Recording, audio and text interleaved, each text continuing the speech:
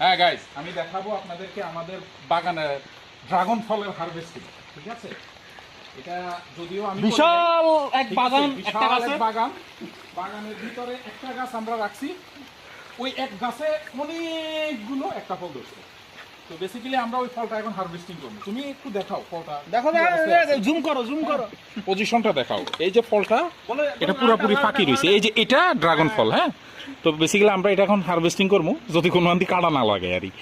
তো ঠিকঠাক মতো বিসমিল্লাহ। হ্যাঁ হ্যাঁ, এই এই সেই ফল। হ্যাঁ, চেহারা সহ দেখাও। এটা বিদেশ থেকে এই ফলটা আমার রিজেকে ছিল। সফল চাষি, এটা ব্যর্থ চাষি না। আর এই হচ্ছে সেই ব্যর্থ চাষি যার কাছে 20টা বাগান।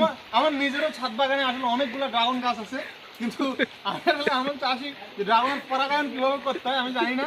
ওই আমার ওইখানে ফুলের মধ্যে যে মৌমাছি করছে, এটা এখানে এসে ডিম পাড়া দিচ্ছে, ডিম পাড়ার ফলে এই ড্রাগনটা হয়েছে, আমার গুলো হয় নাই। এখানে একটা কথা আছে, সফল চাষি আর ব্যর্থ চাষির ভিতরে পার্থক্যটা হচ্ছে বিবাহিত আর অবিবাহিত। ও ঠিক আছে, ফুল কেমনে ফুটাইতে হয় আমি জানি না, এটা আমার দোষ।